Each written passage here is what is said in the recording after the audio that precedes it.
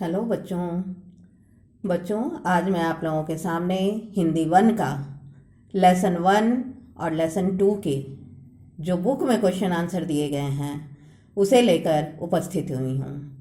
इसके पहले मैंने लेसन 1 और लेसन 2 के बीच के जितने क्वेश्चन बन सकते थे जो इम्पोर्टेंट थे उसे मैंने आप लोगों के सामने इसके पहले के वीडियो में प्रस्तुत किया था, किंतु आज मैं आपके बुक में जो क्वेश्चन आंसर दिए गए हैं, जो ऑब्जेक्टिव टाइप क्वेश्चन हैं, उन सब को लेकर उपस्थित हुई हूँ। इसे आप लोग अपनी अपनी बुक में ही पेंसिल से भर लेंगे, कॉपी में बनाने की आवश्यकता नहीं है। तो इसमें पहला क्वेश्चन है लेसन 1 का कि नीचे दी गई भाषाओं की लिपि लिखें, यानी भाषा दी हुई है उसकी लिपि का नाम लिखना है। इसमें पहला है मराठी की लिपि है देवनागरी। उर्दू की लिपि है फारसी। तमिल का तमिल ही होगा। अंग्रेजी, रोमन, बांग्ला का बांग्ला ही होगा और पंजाबी का गुरुमुखी। नेक्स्ट क्वेश्चन है कि कोष्ठक में से सही उत्तर चुनकर वाक्य पूरे करें। इसमें पहला है कि डोगरी एक है बोली या भाषा, तो डोगरी एक भाषा है। कोंकणी की लिपि है देवनागरी या कोंकणी, तो कोंकणी की लिपि देवनागरी है। में भाषा के शब्दों, उनके रूप, अर्थ, भेद आदि का अध्ययन किया जाता है, तो इसमें सही ऑप्शन होगा शब्द विचार। लिखित भाषा में का प्रयोग किया जाता है, लिखित भाषा में वर्णों का प्रयोग किया जाता है। हिंदी अब भारत और की पहचान बन चुकी है। हिंदी अब भारत और भारतीयता की पहचान बन चुकी है। अब नेक्स्ट में बच्चों कुछ क्वेश्चंस दिए गए हैं जिनके उत्तर आपको बुक में ही लिखने हैं। इसमें पहला है कि हिंदी को किन किन राज्यों की राजभाषा माना गया है, उनके नाम लिखें, नाम बताना है केवल। तो इसमें होगा उत्तर प्रदेश, उत्तराखंड, चंडीगढ़, छत्तीसगढ़, झारखंड, दिल्ली, बिहार, मध्य प्रदेश, राजस्थान, हरियाणा और हिमाचल प्रदेश। सेकंड क्वेश्चन है कि हिंदी हमारी राष्ट्रभाषा बनने योग्य है, क्यों और कैसे। तो हिंदी भारत में सबसे अधिक बोली और समझे जाने वाली भाषा है। यहाँ शिक्षा, प्रशासन और संचार का माध्यम भी हिंदी ही है, इसीलिए हिंदी राष्ट्रभाषा बनने योग्य है। अब है रोमन लिपि में और देवनागरी लिपि में लिखी जाने वाली तीन भाषाओं के नाम लिखें। तो रोमन लिपि में लिखी जाने वाली 3 भाषा हैं अंग्रेजी, जर्मन, स्पेनिश। देवनागरी में लिखी जाने वाली भाषा है हिंदी, संस्कृत, मराठी। अब है साहित्य किसे कहते हैं। इस प्रश्न का उत्तर मैंने इसके पहले के वीडियो में भी आप लोगों को दिया था। ज्ञान राशि का संचित कोश ही साहित्य कहलाता है। नेक्स्ट क्वेश्चन है देवनागरी लिपि की विशेषताएं लिखें, यानी देवनागरी लिपि की कौन कौन सी विशेषताएं हैं। तो इसकी कई विशेषताएं हैं बच्चों। जैसे पहला है कि इसमें प्रत्येक ध्वनि का चिन्ह निर्धारित होता है। दूसरा, यह बाईं से दाईं ओर लिखी जाती है।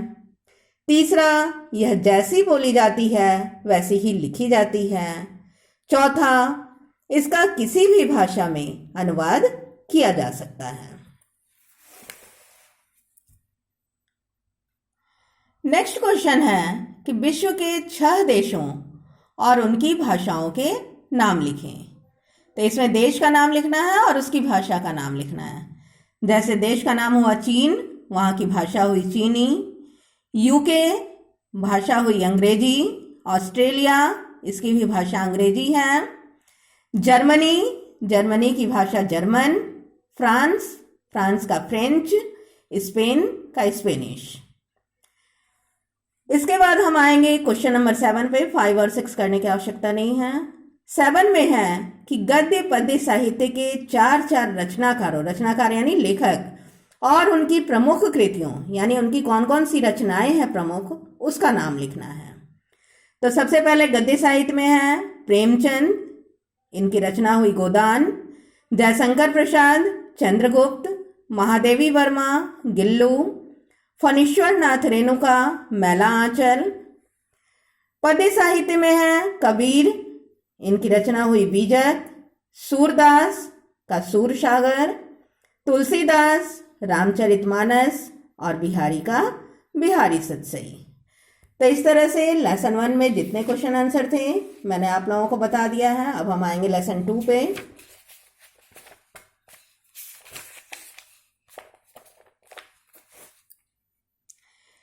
लेसन 2 में पहला क्वेश्चन है कि सही कथन के सामने सही और गलत के आगे गलत का निशान लगाना है। तो पहला इसमें कि भाषा का मौखिक रूप ही प्रमुख होता है। तो भाषा का केवल मौखिक रूप ही प्रमुख नहीं होता है, इसलिए ये गलत है। भाषा की सबसे छोटी इकाई वर्ण होती है, सही है। व्यंजनों के उच्चारण में हवा मुख से बिना किसी रुकावट के निकलती है, गलत है। वर्णों की एक निश्चित क्रम व्यवस्था को वर्णमाला कहते हैं, सही है। स्वरों का उच्चारण व्यंजनों की सहायता से होता है, गलत है। अब नेक्स्ट है रिक्त स्थान भरना है। हिंदी में अक्ष, त्र, ज्ञ, श्र को कहा जाता है, तो इनको कहा जाता है बच्चों संयुक्त व्यंजन। ड़ और अढ़ व्यंजन ध्वनियां हैं, तो यहां भराएगा उच्छिप्त। र और अढ़ उच्छिप्त व्यंजन ध्वनियां हैं। आ, ऊ और ए को स्वर कहा जाता है, तो जहां भी चंद्र बिंदु हो जाता है वे अनुनासिक स्वर कहलाते हैं, तो यहां हो जाएगा अनुनासिक। हिंदी वर्णमाला में कुल स्वर हैं, तो यहां होगा 13। ऐसे स्वरों की संख्या 11 मानी जाती है, लेकिन जब वर्णमाला में आएगा तो वर्णमाला में अंग और अह को भी शामिल कर लेते हैं, इसलिए यहां 13 होगा। नेक्स्ट क्वेश्चन है कि दिए गए वर्णों के साथ उपयुक्त मात्रा लगाकर अन्य शब्द बनाएं, यानी कोई दूसरा शब्द बनाना है मात्रा लगा के। जैसे मन है तो मान, सर तो सरोवर, ड्रम ड्रामा, धन धनी, ज्ञान से ज्ञानी।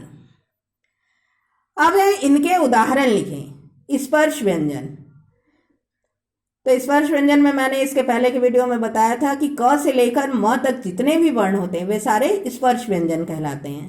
तो इसमें से कुछ का उदाहरण में दे देंगे, जैसे क, च, म, ट, त। ऊष्म व्यंजन, इसके अंदर 4 ही आते हैं, तालव्य स, मूर्धन्य स, दंत स और ह। उच्छिप्त व्यंजन, इसमें आता है आपका 2, ड़ और अढ़। ह्रस्व स्वर, ये 4 होते हैं, अ, छोटी, छोटा उ और री। अयोग व, इसमें हम अंग और अह को शामिल करते हैं। अब है दिए गए व्यंजनों के संयोग से बनने वाले शब्दों के 2-2 उदाहरण लिखें। जैसे क और श को मिला के अक्ष बनता है, तो अक्ष से आपको 2 उदाहरण देना है, जैसे क्षमा, क्षत्रिय। वैसे ही त और र को मिला के त्र बनता है, तो त्र से आपको 2 शब्द बनाने हैं, जैसे पत्र, मंत्र। त और य, यहाँ त हलंत है यानी आधा त हुआ, और य त्य से आपको बनाना है 2 शब्द, तो जैसे सत्य, प्रत्यय। फिर है आपका दंत स हलंत है और त यानी आधा स और त से बनाना है आपको, स्त से, तो स्तुति, अस्त। अब नेक्स्ट है कि दिए गए शब्दों का वर्ण विच्छेद करें, यानी हर वर्ण को अलग अलग करके लिखना है। उसमें से जो भी स्वर है, स्वर को, व्यंजन को अलग अलग करके लिखना है। जैसे पहला है दुर्लभ, ये तो आपका बना हुआ है। फिर है शांति, इसमें होगा श हलंत, जोड़ आ, जोड़ न हलंत, जोड़ त हलंत, जोड़ छोटी। कृषि, क हलंत, जोड़ री, जोड़ श हलंत, जोड़ छोटी। पूछताछ, प हलंत प्लस बड़ा उ, जोड़ छ, जोड़ अ, जोड़ त हलंत, जोड़ आ, जोड़ छ हलंत, जोड़ अ। उसके बाद है अच्छाई, अ जोड़ च हलंत जोड़ छ हलंत जोड़ आ जोड़ बड़ी। इसमें ध्यान रखना बच्चों कि जब हम अलग करके लिखते हैं तो जो भी व्यंजन वर्ण होता है, जब हम उसको स्वर से अलग करते हैं तो सारे व्यंजन वर्णों के नीचे हलंत का चिन्ह लगाते हैं। ये जो तिरछी लाइन लगाई जाती है इसको हलंत कहते हैं। सभी वर्णों में जो भी व्यंजन वर्ण है उनके नीचे ये हलंत लगाना जरूरी है। उसके बाद है कालिबा, तो इसमें होगा क हलंत जोड़ आ जोड़ ल हलंत जोड़ छोटी ई जोड़ म हलंत जोड़ आ। अब है अंधकार, अ जोड़ न हलंत जोड़ ध जोड़ अ जोड़ क जोड़ आ जोड़ र हलंत। फिर है पड़ताल, प हलंत जोड़ अ ड़ हलंत जोड़ अ त हलंत जोड़ आ ल हलंत जोड़ अ। फिर है क्षेत्र, तो अक्षर चूंकि बच्चों क और श से मिलकर बनता है इसलिए पहले अक्षर में लिखेंगे क हलंत जोड़ श हलंत जोड़ ए, चूंकि छ में एक की मात्रा लगी हुई है। फिर है त्र भी आपका त और र मिल के बनता है इसलिए त हलंत र हलंत जोड़ अ। फिर है सप्रेम, स हलंत जोड़ अ प हलंत जोड़ र जोड़ ए जोड़ म हलंत जोड़ अ। तो इस तरह से बच्चों पाठ 1 और पाठ 2 इन दोनों ही लेसनों के जो क्वेश्चन आंसर बुक में दिए गए हैं वे कंप्लीट हुए। और इस वीडियो के माध्यम से आप सभी लोग अपनी अपनी बुक में पेंसिल से इसे बना लेंगे। इन सभी को कॉपी में बनाने की आवश्यकता नहीं है। मैं जल्दी ही अगला लेसन लेकर आप लोगों के सामने आऊँगी।